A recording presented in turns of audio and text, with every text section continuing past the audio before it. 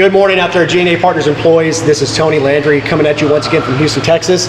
We are at Alliance Brazilian Jiu-Jitsu Pearland, Houston, here in Pearland, Texas, and I'm with my very good friend, Professor Danny Duckworth, who has just spent the past hour trying to put me into a lot of pain. Danny, how are you? I'm doing good. How are you doing, Tony? Wonderful. Thanks for having me. I wanted to bring Danny on to one of our wellness calls because he's got a lot of insight in terms of how to lead healthier lifestyles, how to get in shape, get fit, that sort of thing.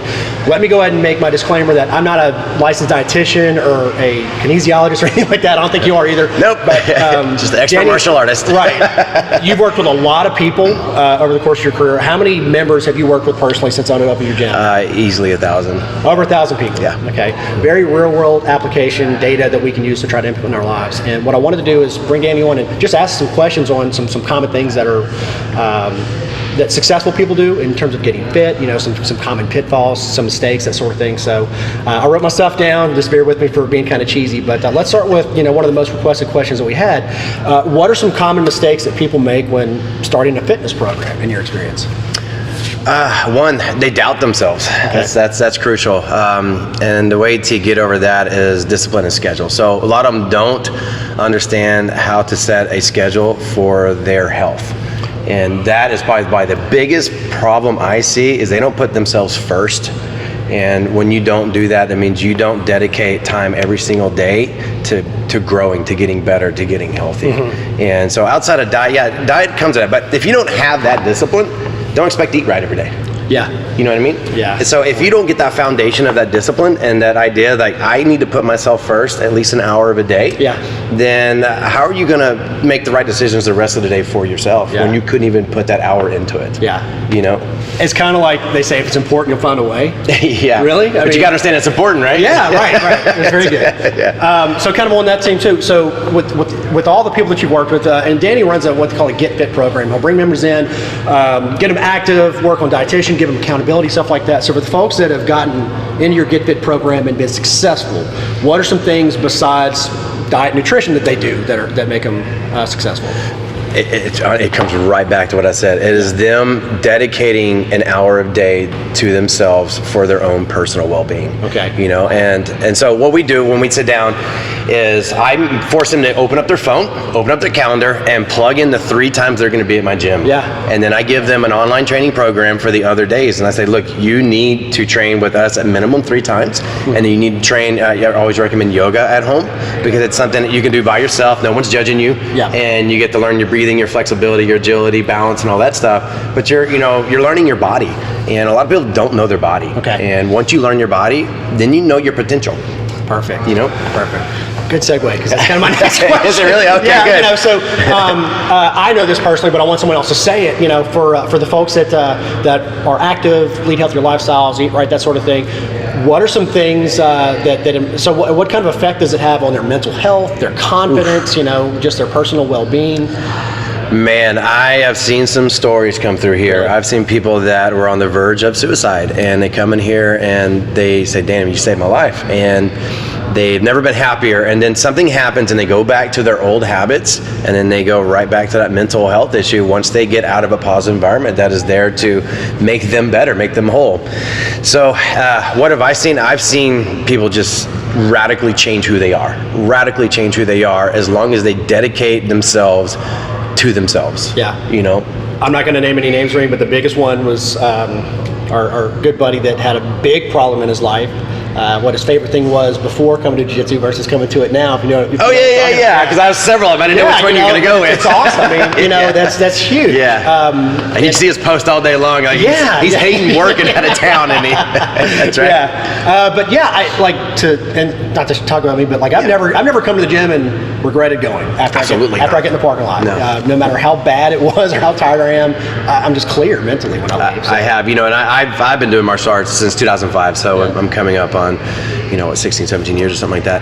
And I've had injuries and all that, but I made sure I didn't stay away from this environment more than 2 weeks. Yeah. That was just like my body, and I would just show up, hang out, because I knew the importance of it. I knew how it changed me. I knew the benefits from it. Yeah. And I tell my guys, I don't care what happens.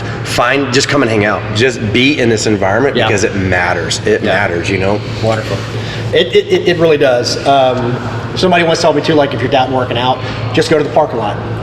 Yeah. And once you get to the parking lot, you probably won't leave. You'll probably go inside and do what you're supposed to do. Yeah. So anyway, I digress. Get outside. Right, yeah. It's like go to the park, get a bike, longboard, something.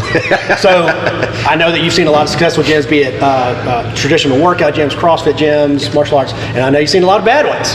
Yeah. So if somebody's looking to join a fitness program or a gym or something like that, what are some things they need to look for? What are some things they need to ask about?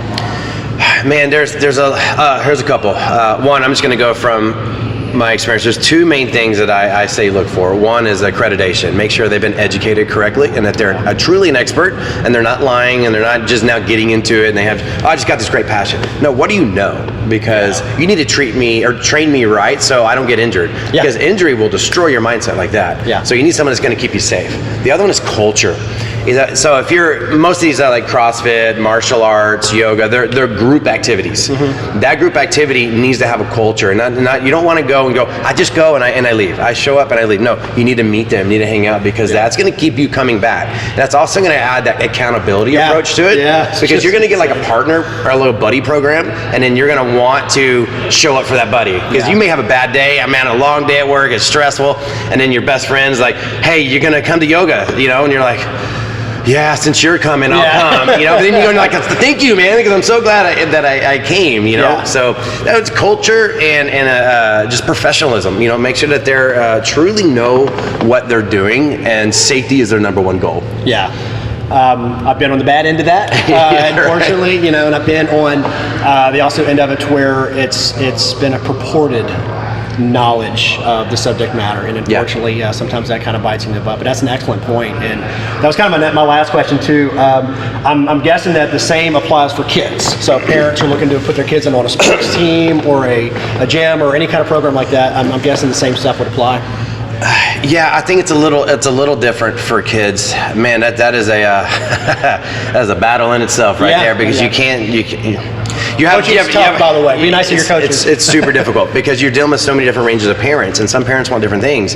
But if I'm a parent, I'm looking for something, I want a tough coach on my kids because I want my kids to be disciplined. I want them to be respectful. I want them to know tough values. I want them to know what it's like to fail and also what it's like to win, and not just give them some type of award regardless of how it goes.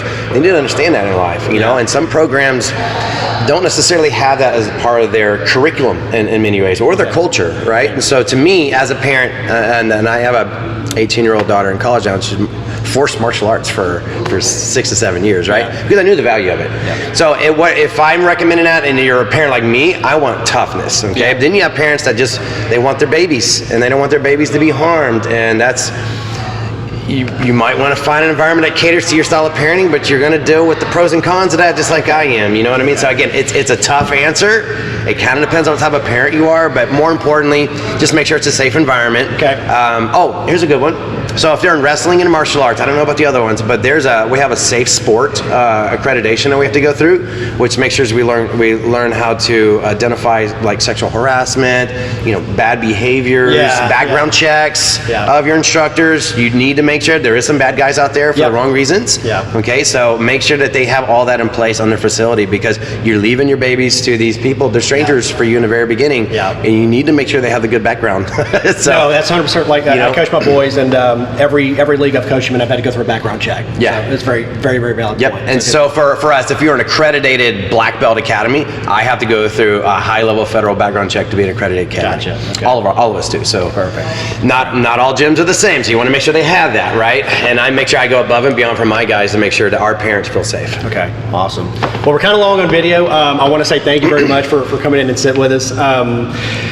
Very, very helpful stuff, and hopefully this will help some of y'all to actually get active, make a change in your lifestyles. I can't stress enough how helpful exercising just on a routine basis is, and the big thing is just find what works for you, what gets you out of bed. It needs to challenge you. It needs to challenge you. The only way to growth is to stress. It's so true, you know. Well, do you want to sign off like we do in the gym? What do the Jiu-Jitsu guys do? 1, 2, 3, oh. Sorry. Thanks, everyone. See you soon. All right. Boom.